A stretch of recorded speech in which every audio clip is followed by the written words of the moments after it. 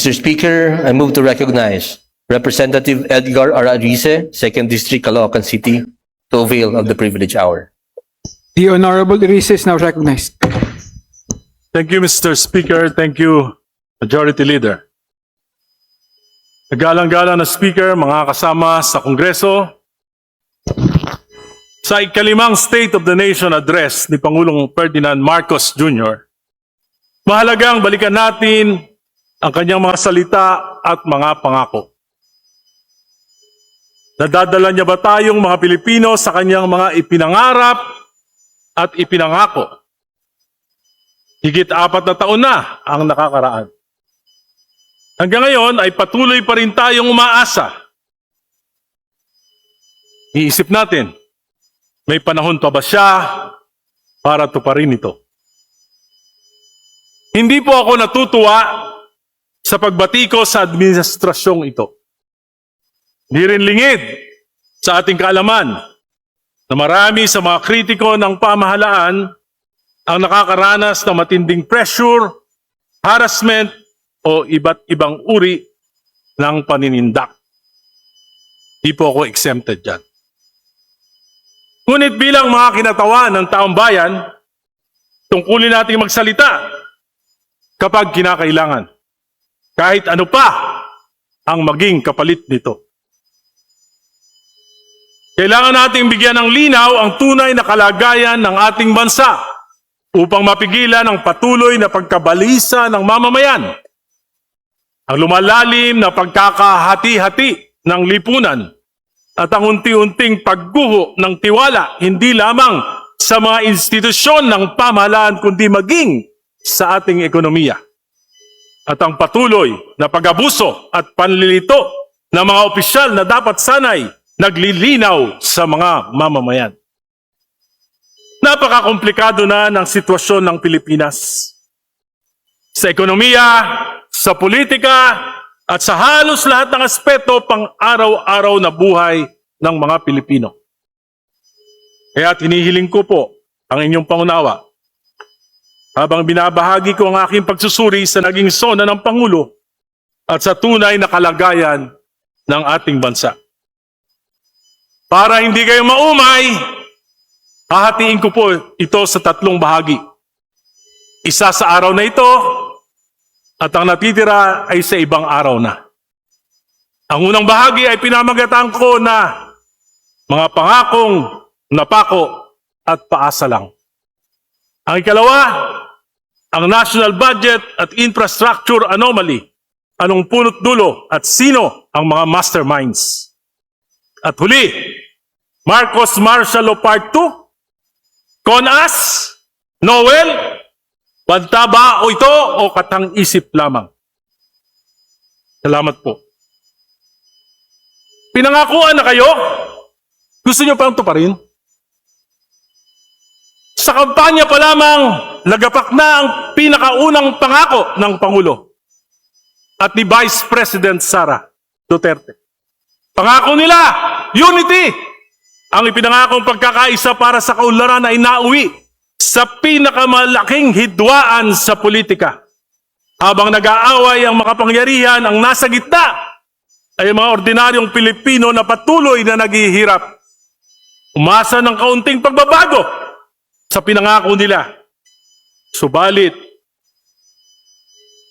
sa halip na kaunlaran, sa halip na pagkakaisa na tunghayan nila ay away at bangayan. Ano ba talaga ang pinag-aawayan ng mga Marcos at ng mga Duterte? Kapakanan ba ng sambayanan? Maliwanag na hindi. Kapangyarihan! Kapangyarihan ng kanilang mga political dynasty. Yan ang kanilang pinag-aawayan. Kapangyarihan para sa 2028. Abala sila sa paglalantad ng baho sa isa't isa. Abala sa pagtatakip ng kanilang mga anomalya. Bayang umaasa na pindeho na. Kamara, Senado, nagkakagulo na. Damay na sa away. Ombudsman, NBI, Gabinete, damay na din. Di malayo, pati Korte Suprema at mga korte, madamay na rin sa awayang ito. Pangako na unity, napako. Ikalawang malaking pangako, 1 milyong pabahay kada taon. Ilang milyong Pilipino pa rin na nakatira sa mga barong-barong sa mga estero at tahanang hindi ligtas sa baha at mga sakuna. At ngayon, hindi na ito binanggit sa sona ng Pangulo. Para bang tahimik ng inamin ng pamahalaan na hindi nila ito kayang gawin. Tiis muna, bayan ko. Pangalawang pangako ng Pangulo, pabahay, muling napako. At siyempre, pinakatanyag na pangako, 20 pesos kada kilo ng bigas. Ayon sa Pangulo, 12 milyong pamilya raw ang nakinabang. Ngunit kapag sinuri ang datos, lumilitaw na ang benepisyo ay hindi kasing lawak ng ipinakikita. Kung ipagpalagay na ang isang pamilya ay nakabili ng humigit kumulang 10 kilo na 20 pesos, sapat lamang ito sa humigit kumulang 4 hanggang 5 araw na konsumo ng isang karaniwang sambahayan. Ibig sabihin, sa loob ng 1 buong taon, ang benepisyo ay pansamantala lamang. Wala pang 1 linggo ang benepisyo.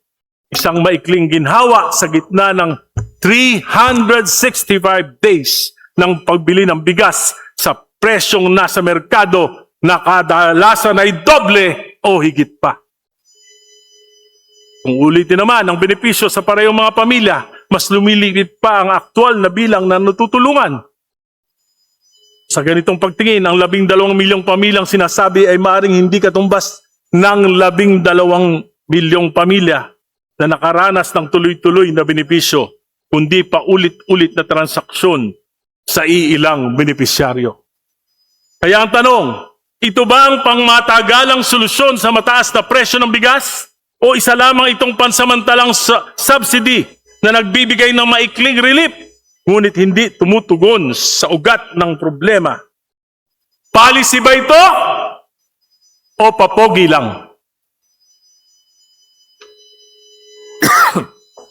Dito pumapasok ang mas mahalagang usapin ng policy. Kung ipatutupad ng tuluyan ng 20 pesos kada kilo ng bigas nang walang sabay na pagtaas ng produksyon, pagbaba ng gastos sa agrikultura at pagangat ng kita ng mga magsasaka, ang gobyerno ay mapipilitang mag-boost ng bilyong-bilyong piso sa subsidy taon-taon. Sa madaling sabi, ang mababang presyo sa consumer ay kailangang tustusan ng Estado. At ang tanong na hindi maiiwasan, saan kukunin ang pondo ito? Sa mas mataas na buwis ng mamamayan? Sa mas malaking pangungutang na ipapasa sa susunod na henerasyon?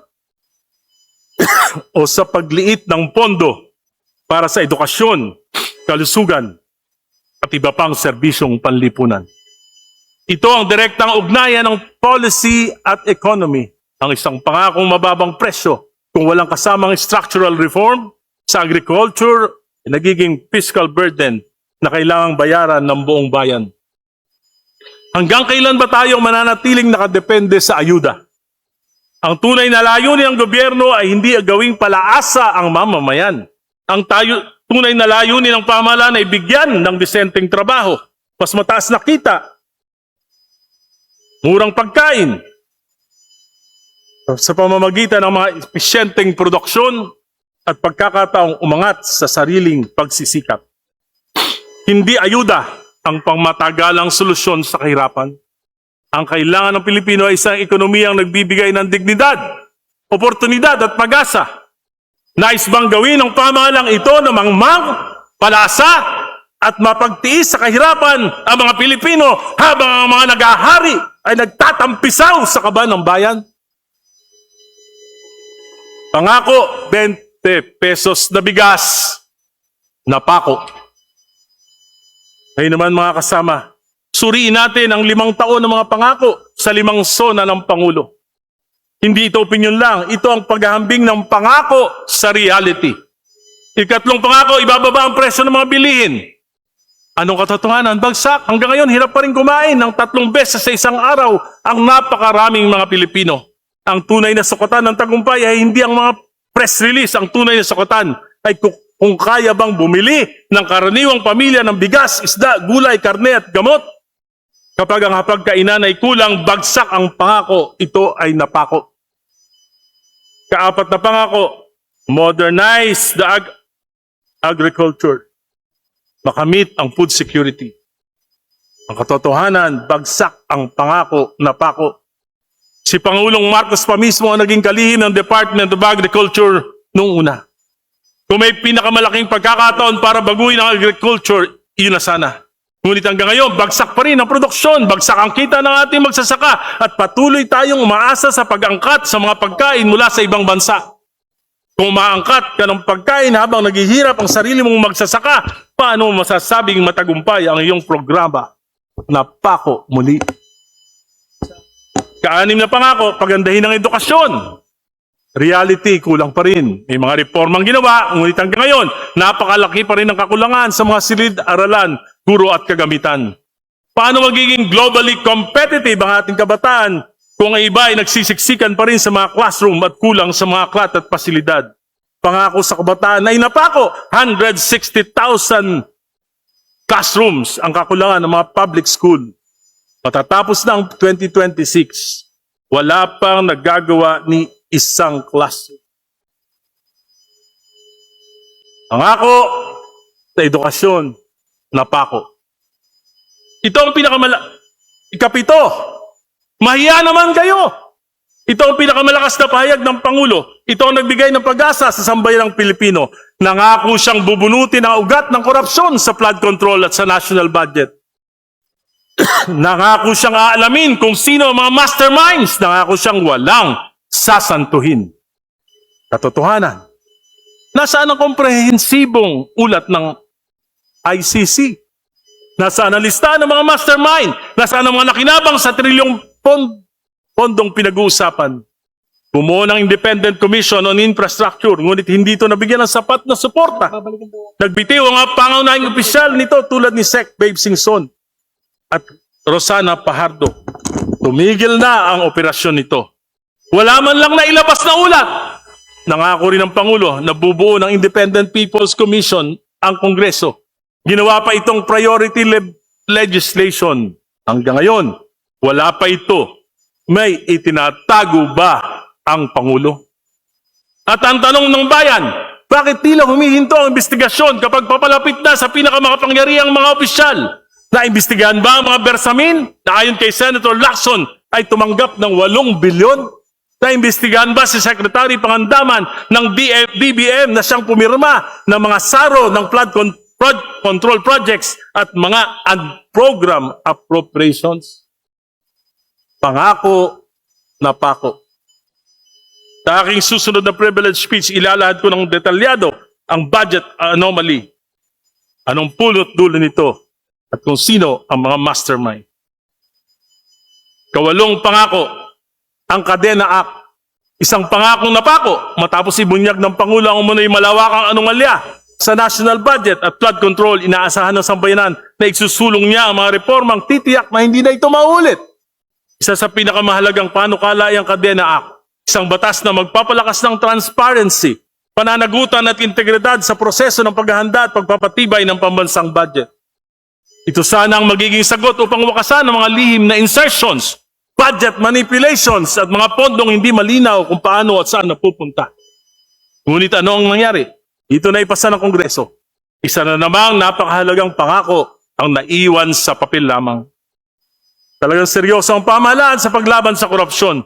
Bakit hindi na isabatas ang isa sa pinakamahalagang reforma upang maging transparent ang buong budget process? Nakadena ang pangako at ito'y napako. Kung walang transparency, paano magkakaroon ng accountability? Kung walang accountability, paano mapipigilan ng korupsyon? At kung hindi natin aayusin ang sistema ng pambansang budget, paulit-ulit lang nating maririnig ang pare-parehong mga pangako at paulit-ulit ding masasayang ang salapi ng bayan. Pangako, napako. Ikasyam na pangako, tapusin ang political dynasty. Noong nakaraang taon, nagkaroon ng malaking marcha laban sa korupsyon at political dynasties. Ginawa pa itong priority legislation ng Pangulo. Ano nangyari?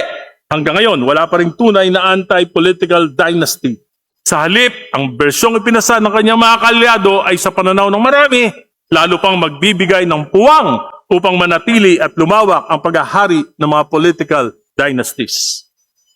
Di lang itong pangakong napangako. Ito ay tahasang panlilinlang sa sambayanan.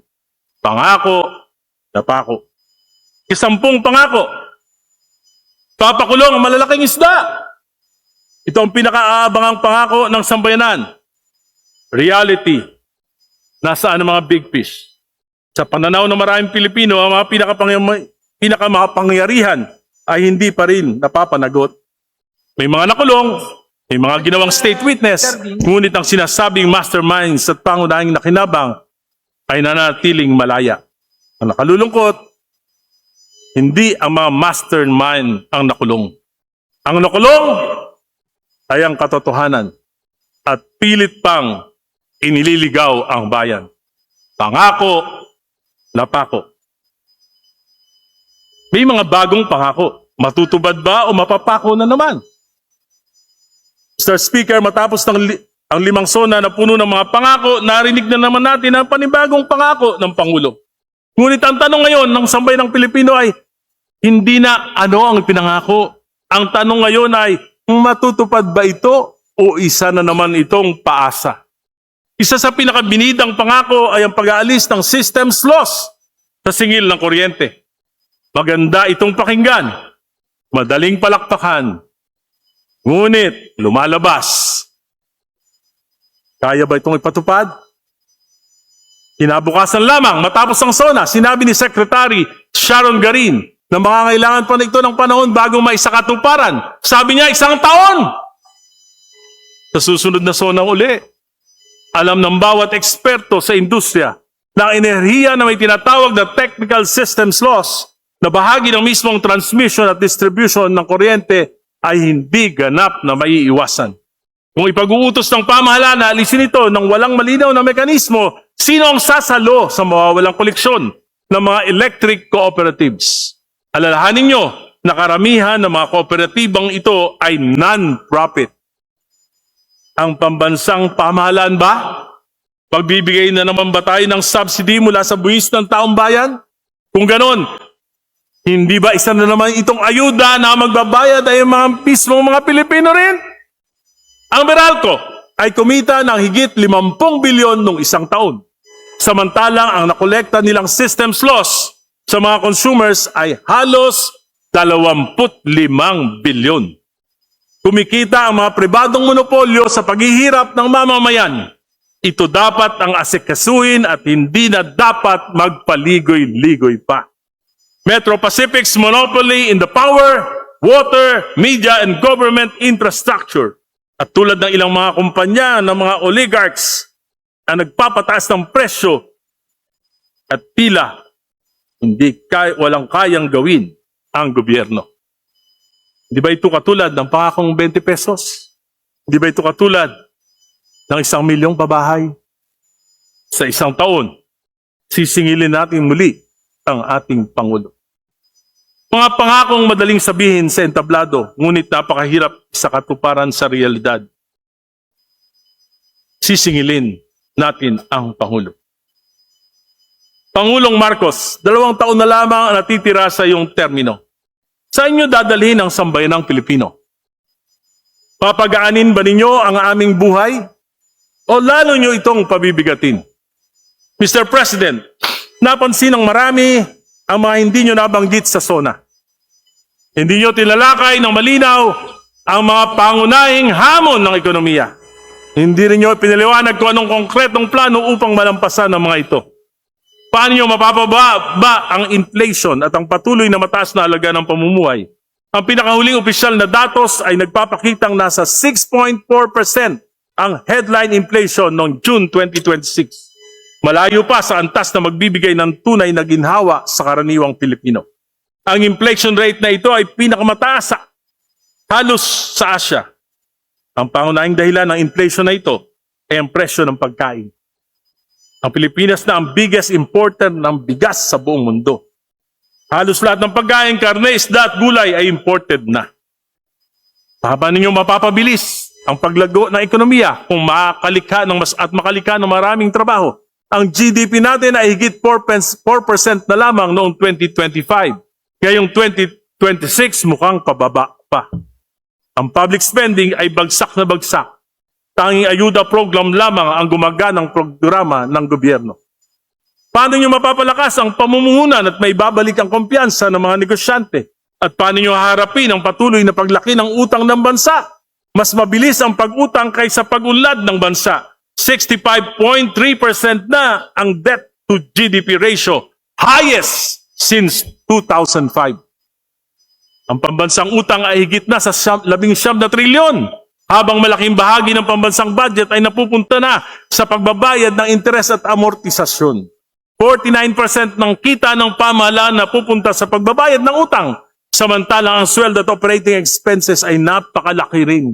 Kaunti na ang mapupunta sa pagpapaunlad, baka masamahan pa ng flood control. 1.87% na ang ratio ng paglago ng utang laban sa paglago ng ekonomiya.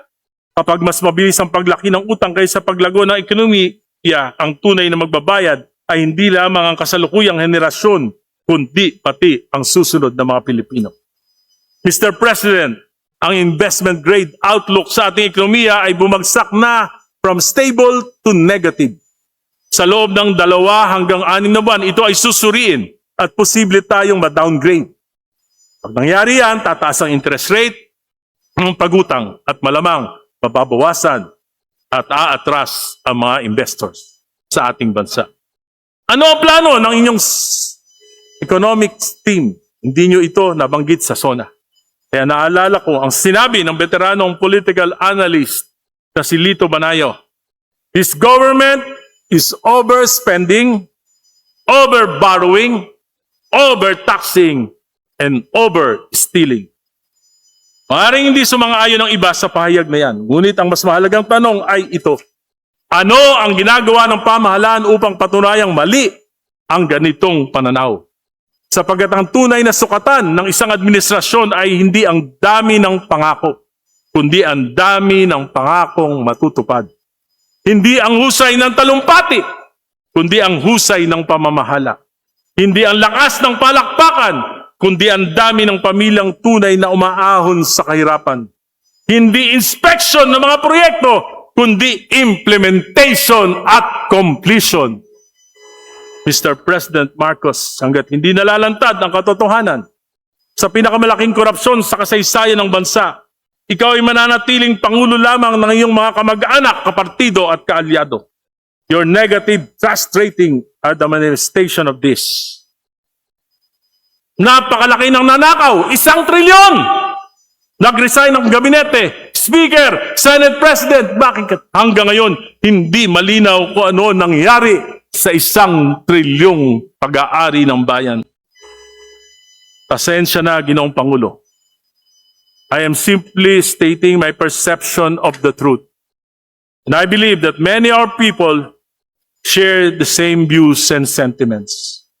Kung may mali sa sinabi ko, sabihin niyo sa akin at hindi ako magiging bingi at bulag sa katotohanan. Maraming salamat po.